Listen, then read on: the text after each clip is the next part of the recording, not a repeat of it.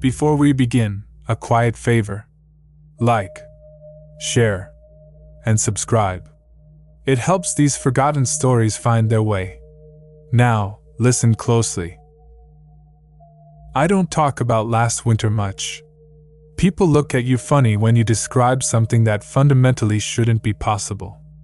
I didn't see a ghost, didn't break a mirror, didn't open a cursed box.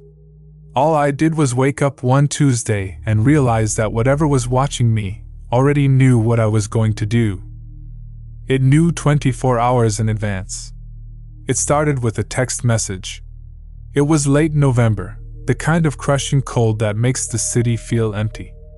I was working from my small apartment, web design, which means no coworkers, no supervision, just me and a laptop and far too much silence. I remember lying in bed, maybe 7:30 a.m., just scrolling through nonsense news before getting up. My phone vibrated with an unfamiliar number. No area code I recognized. Just a message containing one single attachment. I opened it. It was a photo of me. Not flattering, obviously. I was sprawled on my stomach, drooling slightly, hair mashed up against the cheap gray pillowcase. It took me a full minute to process what I was looking at. The angle was high, right near the ceiling fan, looking down over the foot of the bed. My first thought was a camera glitch, maybe a wrong file uploaded to the cloud that somehow synced back. Then I thought, a prank. Someone I knew had gotten into my apartment, taken a stupid photo, and was messing with me. But the locks were intact. The windows were sealed. And honestly, who knows my new number? I hadn't given it out widely. I was already creeped out, but the cold dread didn't hit until I looked closer at the metadata. The phone was set to display timestamps right at the top of the photo. Date, November 24th. Time, 7:42 a.m. I looked at my own phone screen. Today was November 23rd. The time was 7:37 a.m. The photo was taken 24 hours in the future. 5 minutes from when I would be looking at the message tomorrow. I deleted the text immediately. Blocked the number. Wiped the memory. It had to be a phone error, a clock sync issue, or some kind of sophisticated software trick. I mean, what else could it be? People don't send you pictures of tomorrow. I tried to forget about it, but the knowledge sat heavy in my stomach all day. I kept glancing up at the ceiling fan, trying to spot a pinhole lens, a flicker of red light. Nothing. Just dust and blades that hadn't moved since summer. The real test came the next morning. November 24th. I woke up tense. Every noise outside the apartment made me jump. I deliberately did not stay in bed like I usually did. I got up, made coffee, and sat at my desk by 7:30 a.m., wide awake, scrolling through code. I felt slightly ridiculous, anticipating an event that I was actively refusing to let happen. At 7:42 a.m. exactly, my phone vibrated again. It was the same number. It hadn't been blocked, or the software was bypassing the block, which was impossible. I stared at the notification for a good 30 seconds. My hands were shaking. I forced myself to open the photo. It was me. Me, exactly as I was right now, sitting at the desk, hunched over the keyboard, wearing the slightly stained gray hoodie and the thick wool socks. The light filtering through the blinds was identical. The coffee mug on the coaster was in the right spot. And the timestamp, November 25th, 7:47 a.m. Another exactly 24 hours into the future. The first photo I could write off as coincidence, or a prank with good timing. This second one was different. It wasn't a guess, it was a prediction, and it was telling me that tomorrow morning I would be here, doing exactly this. My defiance had been futile. That's when the sickness started. Not physical, but the kind of dizzying, existential dread that makes the room tilt. If I knew what I was doing tomorrow, then did I actually have free will today? And who was sending this? Someone who could see tomorrow, or someone who caused tomorrow. That night, I started dismantling the apartment. I felt insane, but I had to find it. I searched every outlet, every smoke detector, every book on the shelf. I tore down the curtains, checked the molding, even opened the back panel of the refrigerator. Nothing. No hidden cameras. I knew I had to break the pattern. The photos were arriving when I was quiet, predictable, and alone. The third night was a performance of panic. I didn't sleep. I couldn't. I taped black construction paper over the only 2 windows in the room. I kept all the lights on, blinding white LED bulbs that hummed slightly. And I stayed moving. I paced the floor, talking to myself, listening to podcasts through headphones, drinking 3 times the lethal amount of caffeine. I was going to prove that whatever it was wrong. I was not going to be asleep, and I was not going to be at my desk. Around 3 a.m., I started to crash. The ceiling felt like it was pressing down. I sat down heavily on the floor, leaning against the cold wall near the closet, counting the cracks in the plaster. I must have been sitting there for an hour, just staring into the bright, static light. The clock ticked over. 7:47 a.m. arrived. My phone vibrated with the now familiar weight of certainty. I didn't want to look, but I had to. The addiction to knowing the inevitable was overwhelming. I opened the text. The photo was dark, grainy, taken from a much lower angle, maybe a foot off the floor. It showed my legs stretched out, my head slumped sideways against the closet door, my face obscured by the shadow of my arm. And the timestamp, November 26, 7:51 a.m. It wasn't just predicting where I would be, it was predicting my physical exhaustion. It knew I would try to fight it, and it knew exactly where I would collapse and when. That low angle bothered me more than anything else. It wasn't the lens of a security camera mounted high up. It was suggesting that the camera was low, maybe moving, maybe held. I messaged my only friend, Sarah. I didn't send her the pictures. I just told her I was having a major anxiety episode and needed to talk to a professional. I was afraid to admit the details of the photos.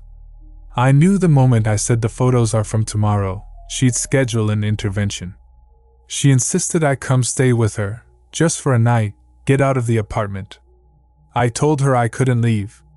The thought of leaving the predictive loop, only to receive a photo of myself in an unfamiliar place, her place, that felt like an even greater violation. It meant the observer didn't need to be physically tethered to my apartment. It was tethered to me.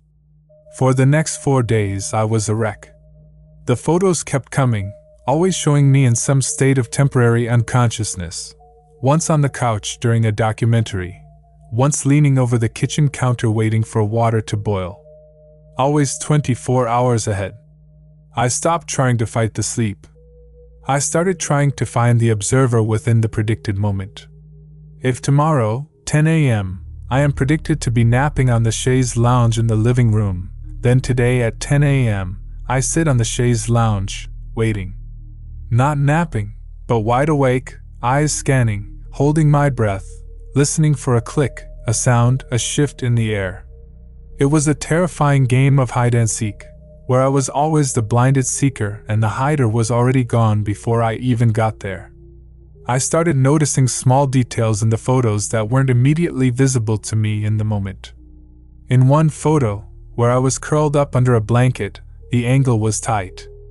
It showed the worn corner of the bookshelf. Today, when that predicted moment arrived, I raced over to the bookshelf corner shown in the photo. There was a slight scuff mark on the paint I had never noticed before. It wasn't a hidden camera. It was intimate. These were high-definition photos that captured the texture of the fabric, the dryness of my lips. Then came the change. It was December 1st. The predicted time was midnight. I was supposed to be in bed, deeply asleep, head turned away from the door. That night, I sat up in bed, back against the wall, holding a heavy-duty flashlight and a pair of industrial gloves. I didn't know what I was looking for, but I was going to be ready. Midnight arrived. The phone vibrated. I opened the photo. It was me, exactly as predicted, facing the wall, asleep. But the angle was different. Instead of the high-ceiling shot, or the low-floor shot, this one was taken from right beside the bed, almost at pillow level. It was so close I could see the tiny hairs on my ear. And in the very edge of the frame, reflected dimly in the glass surface of the nightstand lamp, the kind of cheap, silver-plated base that acts like a terrible funhouse mirror, there was a distortion. It wasn't clear enough to be a face. It was just a shape. A long, dark curve, unnaturally elongated by the metallic reflection. It was positioned exactly where a person would be standing if they were leaning over the bed, holding a phone or camera low and close to my head. Suddenly, the lack of click, the lack of sound, made sense. Whatever was taking the photo wasn't using a normal phone camera. It was something silent, something that could be inches from my face while I slept, without making a sound or emitting light. The truly horrifying realization hit me. If this thing was taking the picture right there, at pillow level, and it was perfectly silent, and I couldn't feel its presence, then it was already here. It wasn't some piece of remote technology. It was physically standing beside my bed right now, one day early, preparing the shot it would send tomorrow. That night, I didn't wait for the next day. I grabbed my keys, jacket, and wallet and I ran. I went to Sarah's house, sweating and shaking. I told her I needed to stay, that I thought someone was trying to break into my apartment, inventing a story about a stalker. She didn't press me. I stayed with her for 2 weeks. I didn't go back to the apartment, not even for clothes. I used my laptop to manage my projects, living off Sarah's spare towels and ordering takeout. I thought I had broken the cycle. If the prediction required me to be in my apartment, then removing myself from that location should stop the photos. But on the morning of December 14th, the phone vibrated again. I had forgotten to block the number again, or maybe I hadn't dared. I was sitting at Sarah's breakfast table, drinking instant coffee. The new photo opened. It was me, asleep. But I wasn't in Sarah's guest room, which was predictable. I wasn't in my apartment, which was a relief. I was somewhere else entirely. The background was stark, white, and completely unfamiliar. The light was harsh, fluorescent. I was lying on a narrow cot with a thin, institutional blue blanket. My face looked thin, vacant. And the timestamp, December 15th, 4 a.m. The location was unknown, but the observer still knew where I would be, and in what state. This wasn't predicting my sleep, it was predicting my future confinement. I packed my things immediately, thanked Sarah without explanation, and left town. I didn't tell her where I was going. My life is now a continuous effort to be unpredictable, to break the script. I have changed my phone 3 times. I have burned the original SIM card. Yet even now, every couple of months, when I least expect it, a message will slip through. The number is never the same, but the attachment is always the same kind of intimate violation. A photo of me, hours, sometimes days, ahead of time. I have stopped looking at the timestamps. I just delete the photo immediately, hoping that refusing to acknowledge the prediction might somehow invalidate it. But sometimes, when I'm alone in a cheap motel room in a city I barely know, and the lights are off, I hear a faint, almost inaudible click. And I just know that somewhere out there, a file has been saved. A file that someone, or something, is already preparing to text to me tomorrow. Thanks for listening. More stories are coming soon. True or not, they always find someone willing to hear. Until next time, keep the lights on.